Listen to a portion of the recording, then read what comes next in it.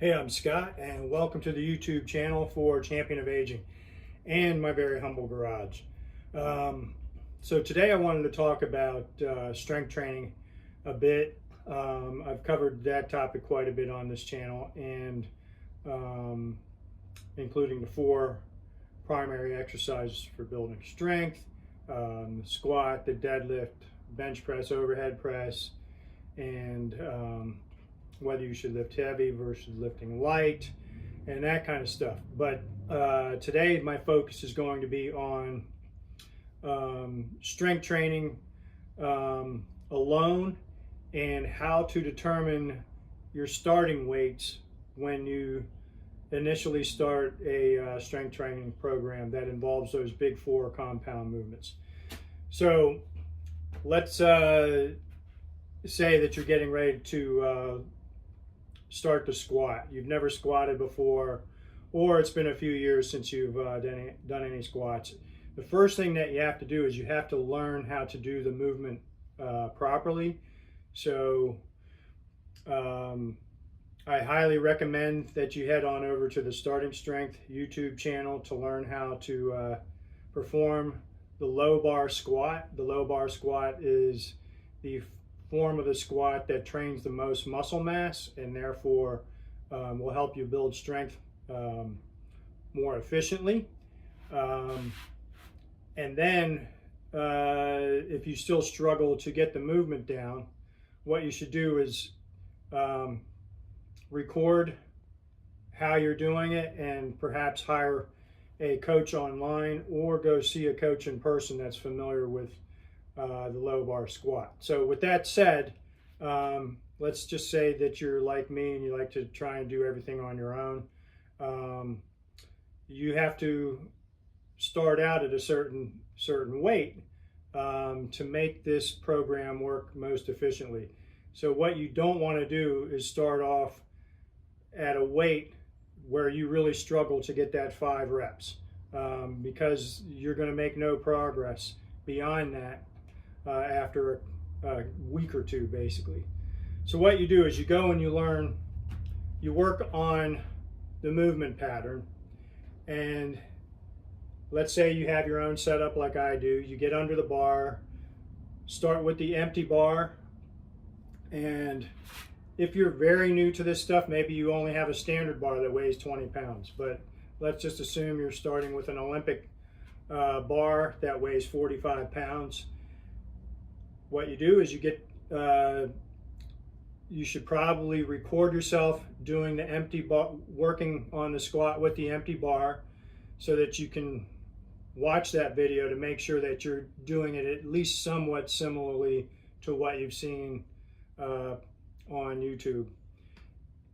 So you do 5 reps with that 45 pounds.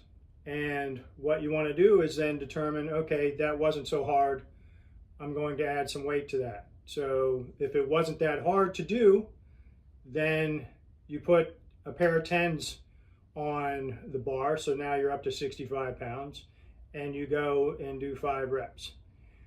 And what you're going to do is you're going to continue to do that. You're going to continue to add weight to the bar. As long as you're moving the weight up fairly quickly for 5 reps, then you continue to add weight to the bar. Now when you get to a point where you feel like, boy, if I add weight to the bar for another set of 5, that 5th rep is probably going to be troublesome for me. So let's just say that weight is 100 pounds. You just did a set of 5 at 90 pounds, and now you feel like 100 pounds is probably going to be a little bit too difficult for you to get that 5th rep. Well, then what you want to do is, for your next workout, you're going to start at somewhere between 80 and 90 pounds. I would suggest just going with 80, because now you've got to do 3 sets of 5. So you're not going to just do 1 working set of 5. You'll do 3 sets of 5 at 80 pounds for that first workout. Say that's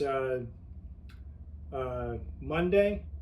And then on Wednesday, you're going to add some weight to the bar. So you can add 5 pounds, take it up to 85 pounds. As long as those 3 working sets all went smoothly and you didn't struggle too mightily getting that 5th rep. Actually, you don't want any struggle at all to complete your 3 sets of 5 for the first couple of weeks.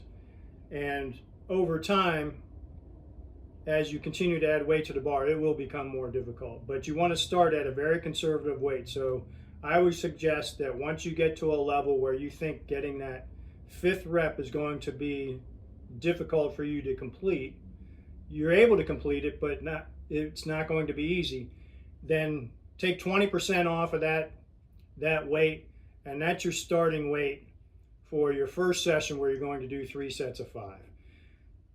When you do that, go into that first session, remember you've got to start off with some warm-up sets. So you start with the empty bar, do a set of 5, add 10 pounds, 55 pounds, do a set of 5, add another 5 or 10 pounds, maybe do a set of 3, and then do a couple sets with a little bit more weight and just do a set of 1 each there. And then you go into your working sets with that 80-pound figure, and over time, with each successive workout, you want to add 5 pounds or whatever. If it's easy, add 10. You know, it's all kind of subjective. If you have a coach, they'll tell you exactly how much to add for the next workout. But do not be impatient with this program. Do not add too much weight initially to get started, or else your progress is going to stall too quickly.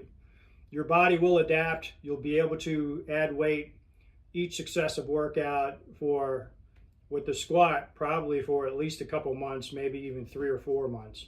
With the other exercises, such as the bench press and the overhead press, the overhead press in particular, that's the exercise where you're going to lift the least amount of weight. Your progress will stall out much more quickly with that exercise than the other ones, because it's a much more difficult exercise to lift a lot of weight. So then your programming will get a little bit more complex from there. So okay, so that's how you determine your initial starting weights with those 4 big exercises, and hope that provides you with a little bit of guidance. If you enjoyed the video, please hit the like button, subscribe to the channel, and check out championofaging.com, and we'll see you down the road.